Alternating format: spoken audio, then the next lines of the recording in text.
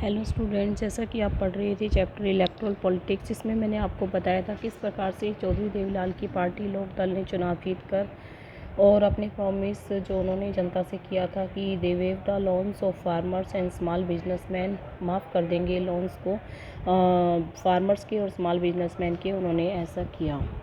फिर हमने देखा why do we need election, हमें इलेक्शन की ज़रूरत क्यों पड़ती है, क्योंकि हमारा कंट्री बहुत बड़ा कंट्री है। It can't possible to sit together, हम सबके लिए पॉसिबल नहीं है कि हम टाइम निकाल सकें, ना हमारे पास इतनी नॉलेज है, तो हमने इसीलिए इलेक्शन है करवाई थी। तो आज हम क्या पढ़ेंगे, what makes an election democratic. बेटा, हम एक डेमोक्रेटिक कंट्री में रहते हैं जहाँ पर इलेक्शंस होते हैं। Election can be held in many ways, काफ़ी तरीके से होते हैं। All democratic country hold election, सभी डेमोक्रेटिक कंट्री में इलेक्शन होते हैं, पर कुछ नॉन डेमोक्रेटिक कंट्रीज़ होते हैं जहाँ पर इलेक्शन होते हैं।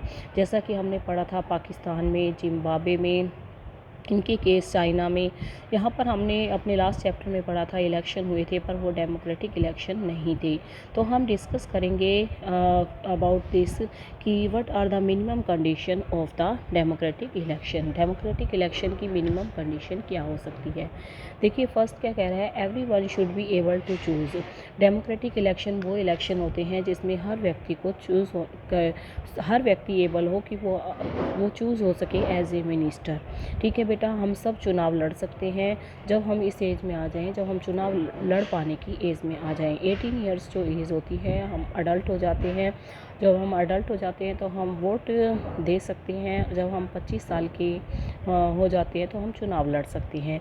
This means that every one should have one vote. इसका मतलब ये है कि हर व्यक्ति का जो वोट होता है, हर व्यक्ति को जो वोट देने का परमिशन होती है, वो एक वोट देने की परमिशन होती है, और हर वोट की वैल्यू है एक ही होती है। चाहे वो वोट प्राइम मिनिस्टर के द्वारा दिया जाए, चाहे वो प्रेसिडेंट के द्वारा दिया जाए, या किसी स्टेट के चीफ मिनिस्टर के द्वारा दिया जाए। सेकंड मिनिमम कंडीशन क्या बता रहा है डेमोक्रेटिक इलेक्शन की, there should be something to choose from.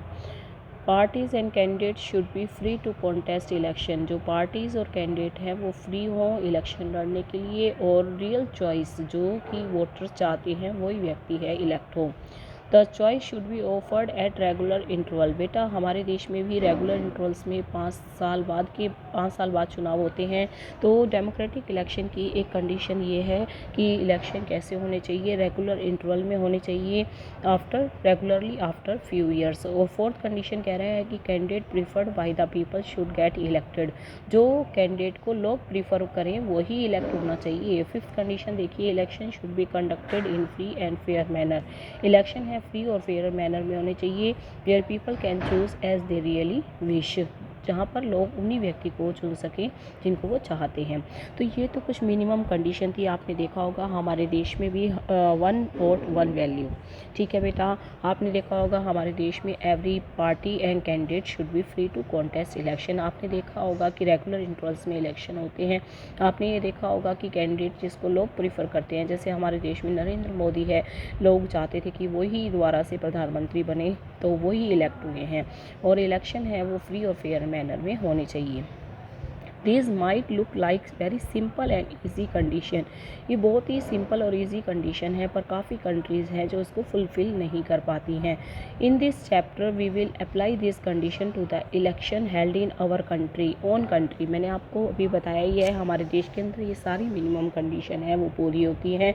हमारे देश में जो इलेक्शन होते हैं वो डेमोक्रेटिक इलेक्शन होते हैं। बेटा, ये 3 मार्क्स के क्वेश्चन में यूटी में पूछा जाता है कि what are the minimum condition for a democratic election. Okay, तो आपने पॉइंट्स बहुत अच्छे से देख लिए होंगे। हर व्यक्ति के वोट की वैल्यू इक्वल होती है, हर व्यक्ति को एक ही वोट देने का अधिकार होता है। हर पार्टीज़ और कैंडिडेट हैं वो should be free to contest election. Regular intervals में इलेक्शन होते हैं, और जो कैंडिडेट जिसको लोग प्रीफर करते हैं वही इलेक्ट होता है, और election should be conducted in a free और फेयर मैनर।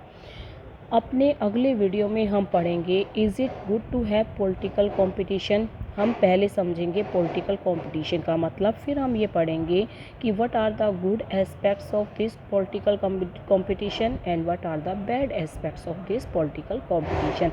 बेटा, हर चीज़ का बुरा अच्छा दोनों तरह का इम्पैक्ट होता है, तो इसके भी बैड और गुड दोनों इम्पैक्ट हैं। और ये क्वेश्चन भी बहुत अच्छा है एग्ज़ाम पॉइंट ऑफ व्यू से। ओके बेटा, अपने अगले वीडियो में देखेंगे हम इसके बारे में।